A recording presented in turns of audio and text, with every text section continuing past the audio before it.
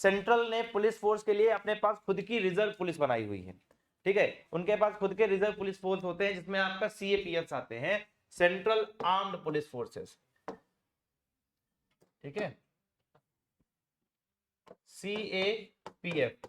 तो सीएपीएफ में आपका क्या होता है, ये बेसिकली रिजर्व फोर्सेज, हाँ बेटा आ जाओ, रिजर्व फोर्सेज है जो सेंट्रल गवर्नमेंट के कंट्रोल में रहती हैं, यानी कि जब कभी आपको सेंट्रल गवर्नमेंट को कंट्रोल करना होता है, इलेक्शंस होते हैं या कुछ भी बड़ा काम होता है, पैरामिलिट्री भी बोलते हैं इसको कहीं कहीं जगहों पर, ठीक है, तो पैरामिलिट्री या जो आपका सेंट्रल पुलिसिंग होती है वो सीएपीएफ के अंडर में आती है। इसमें 6 फोर्सेज होती है, 6 फोर्सेज होती है, ठीक है।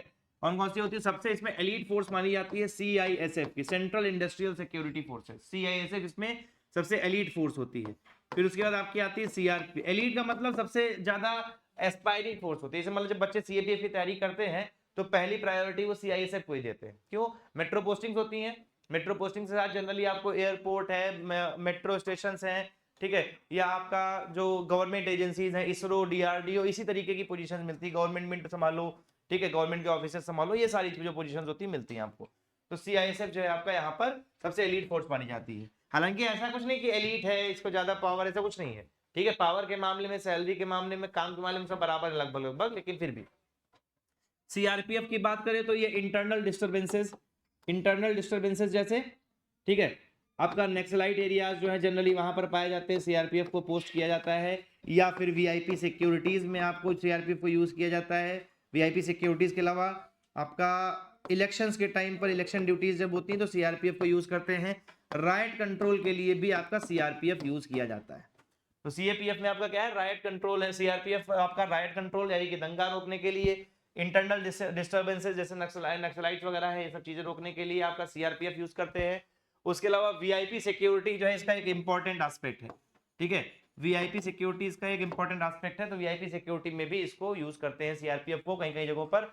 और सबसे महत्वपूर्ण काम जो ये होता है वो इलेक्शन का होता है, यानी इलेक्शन को कंट्रोल करने में सरकार की मदद करती है। उसके पीछे का कारण ये है कि स्टेट पुलिसिंग जो है डायरेक्ट कंट्रोल नहीं होता सेंट्रल गवर्नमेंट का, इसीलिए सीआरपीएफ को यूज करके वहां पर काम किया जाता है। तो सीआरपीएफ का काम मेनली क्या होता है, ये 4 होते हैं। सीआरपीएफ के बाद आपकी जो फोर्स आती है वो आती है border security force, BSF. BSF की अगर आप बात करोगे तो बीएसएफ मेजरली कहां पाई जाएगी, तो बीएसएफ मेजरली आपको मिलती है बांग्लादेश बॉर्डर पे और आपको मिलती है पाकिस्तान बॉर्डर पे, ठीक है, मेजरली आपको यहीं पर मिले। मैं ये नहीं कह रहा कि और कहीं नहीं पाई जाती, बट मेजरली आपको बांग्लादेश बॉर्डर पे यानी बंगाल बॉर्डर पे बीएसएफ मिल जाएगी और उधर पाकिस्तान बॉर्डर पे जो है बीएसएफ मिल जाएगी। यहाँ पर border security force prime force होती है, ठीक है, एक विजिलेंट फोर्स होती है। उसके बाद अगर मान लेते कोई एग्रेशन आता है बाहर से तो first point of contact BSF, उसके बाद आर्मी फॉरवर्ड हो जाती है, ये बैकवर्ड चले जाते हैं। मतलब रेगुलर ड्यूटी में आपकी पैरामिलिट्री रहती है, लेकिन अगर कभी कोई वॉर की कंडीशन हो, एग्रेशन की कंडीशन हो तो बीएसएफ बैकवर्ड आ जाती है और आर्मी फॉरवर्ड चली जाती है। आर्मी फ्रंट पे नहीं होती है जनरल केसेस में, नॉर्मल केसेस में, ठीक है, राजस्थान बॉर्डर इन बॉर्डर की बात करें, बाकी ऊपर तो रहती है आर्मी, मतलब हायर एल्टीट्यूड पे आर्मी रहती है, पर यहाँ पर नहीं रहती, ठीक है। तो इस तरीके से यहाँ पर लोग एक दूसरे के साथ कोऑर्डिनेट करके काम करते हैं। दोनों आर्मी सेंट्रल गवर्नमेंट की फोर्सेज है, आर्मी भी सेंट्रल गवर्नमेंट के साथ है और बीएसएफ भी सेंट्रल गवर्नमेंट के साथ है, तो यहाँ पर मेंटेन करना, कंट्रोल करना आसान रहता है, ठीक है। इसीलिए बॉर्डर एरियाज पर देखोगे कि स्टेट पुलिसिंग का भी कंट्रोल थोड़ा लूज होता है as compare to BSF, BSF का कंट्रोल ज्यादा होता है, ठीक है, स्टेट पुलिस की कंपैरिजन में बॉर्डर एरियाज की बात करूँ तो। बॉर्डर सिक्योरिटी फोर्स एक आपकी फोर्स होती है जो आपकी पाकिस्तान और बांग्लादेश बॉर्डर पर देखने को मिल जाती है, पाकिस्तान एंड बांग्लादेश जनरली यही मिलती है, बाकी जगह जरूरत पड़ने पर जैसे कमी पड़ गई तो आपको चीन बॉर्डर पे या उधर म्यांमार बॉर्डर पे भी मिल जाएगी, लेकिन जनरली नहीं मिलती। बीएसएफ के बाद आपकी पोस्ट आती है यहाँ पर आईटीबीपी की, इंडो तिब्बतन बॉर्डर पुलिस। ये force basically higher altitude force है। हायर एल्टीट्यूड फोर्स मतलब ये जनरली जो उच्च स्थान होते हैं वहां के लिए फोर्स से डेवलप की गई है कि आपका 5000 मीटर पर, 7000 मीटर पर जो है ऊंचाई पर जो बैठ कर सुरक्षा करते हैं, यानी कि most importantly high altitude Himalayas या इंडो चाइना बॉर्डर जो है, ठीक है। इंडो चाइना बॉर्डर पर आप देखोगे इधर अरुणाचल प्रदेश में, उधर जम्मू कश्मीर का जो इंडो चाइना बॉर्डर है, उत्तराखंड, हिमाचल प्रदेश, इन सभी जगहों पर आपको क्या मिलेगी, आईटीबीपी मिलेगी, ठीक है, क्योंकि इस फोर्स को स्पेसिफिकली प्रिपेयर किया गया है कि आपकी हाई एल्टीट्यूड पे जो है यहाँ पर सिक्योरिटी कर रहे होंगे। अगर आप जैसे सीएपीएफ की तैयारी कर रहे हो और आपको एडवेंचर का बड़ा शौक है, ठीक है, तो रहना है बढ़िया पहाड़ों में, चारों तरफ बर्फ के मैदान, बर्फ में हम धसे हुए 2 फीट 5 फीट, ठीक है, खड़े हुए हैं बंदूक लेके, तो वो आईटीबीपी जो है एक अच्छी फोर्स है, ठीक है। इसका मेजर काम क्या है, एग्रेशन फ्रॉम चाइना और इन सबको देखना। तो जब चाइनीज बॉर्डर की बात आती है तो आईटीबीपी आपको समझ में आएगा। देखो मैंडेट दिए गए हैं, लेकिन इस मैंडेट का कतई मतलब नहीं है कि ये सिर्फ इतना ही काम करेंगे, जरूरत पड़ने पर अलग कामों के लिए भी इनका प्रयोग किया जा सकता है, सरकार ने बता रखा है। सामान्य तौर पर सामान्य स्थिति में आपको कहां मिलेंगे, मैं उनकी बात कर रहा हूं, चाइना बॉर्डर पे आपको मिलेंगे, ठीक है, दोनों एरियाज में, नॉर्दर्न एरियाज में भी और नॉर्थ ईस्टर्न एरियाज यानी कि नेफा के पास जो नॉर्थ ईस्टर्न फ्रंटियर था आपका, ठीक है, जिसको अरुणाचल प्रदेश बोलते हैं, तो अरुणाचल प्रदेश में भी आपको यहाँ पर यही मिलेगा, ठीक है, आईटीबीपी मिलेगा। आईटीबीपी की अगर हम बात करें तो यहाँ पर एक फोर्स आ जाती है एसएसबी, सशस्त्र सीमा बल, सशस्त्र सीमा बल। सामान्य तौर पर थोड़ी सी छोटी फोर्स है ये, ठीक है। इसका जो मेजर मैंडेट है वो नेपाल और भूटान बॉर्डर के लिए, जो स्पेशल मैंडेट है वो नेपाल और भूटान बॉर्डर के लिए सशस्त्र सीमा बल का, ठीक है, छोटी फोर्स है और अभी ये फोर्स डेवलपिंग है, नेपाल एंड भूटान बॉर्डर।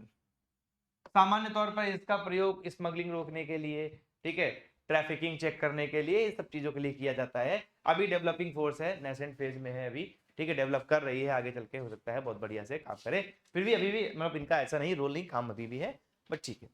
इसमें एक फोर्स जो है, ठीक, थैंक यू, एक फोर्स जो है जिसको असम राइफल्स बोलते हैं, एआर बोलते हैं या असम राइफल्स बोलते हैं, उसके साथ एक केस है। पहले ये Assam rifles ministry of home affairs के कंट्रोल में आया करती थी, बाद में इसको शिफ्ट कर दिया गया, अब असम राइफल्स जो है डिफेंस मिनिस्ट्री के कंट्रोल में आती है, ठीक है। इसीलिए इसको, ये है सेंट्रल फोर्स, बट इसको कंट्रोल जो करती है वो मिनिस्ट्री ऑफ डिफेंस करती है, ये चीज ध्यान रखना, ठीक है।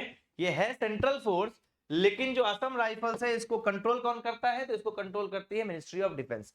इसका जो मेजर काम था वो नॉर्थ ईस्टर्न स्टेट्स में इंसर्जेंसी को रोकना है, ठीक है। नॉर्थ ईस्टर्न स्टेट्स यानी कि जो 7 सिस्टर स्टेट्स हैं, यहां पर मेजरली ऑपरेटिव रहती है असम राइफल्स, इस पूरे एरिया में असम राइफल्स रहती है एक्टिव, और इसको अब कंट्रोल जो है मिनिस्ट्री ऑफ डिफेंस करती है।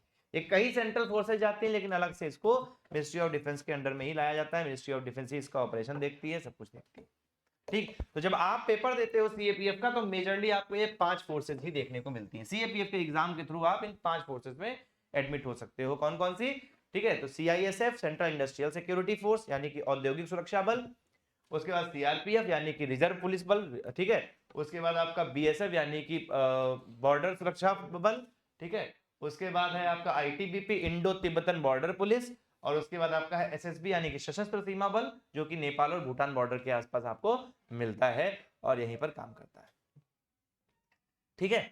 ये आपको पुलिस का स्ट्रक्चर है। तो ये तो आपका सेंट्रल पुलिसिंग हो गई। सेंट्रल पुलिसिंग के बाद आपका हर स्टेट की अपनी खुद की पुलिस होती है, जिसको स्टेट गवर्नमेंट डायरेक्ट कंट्रोल करती है।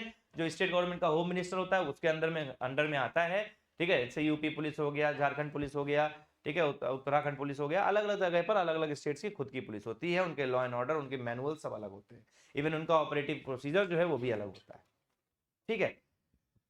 ये तो आपका स्ट्रक्चर की बात हो गई। रैंकिंग बताई, समझ में आई रैंकिंग? तो इसी तरीके से रैंकिंग होती है। ये रैंकिंग कॉमन है। रैंकिंग कॉमन क्यों? क्योंकि रैंकिंग को ऑपरेट कौन करता है?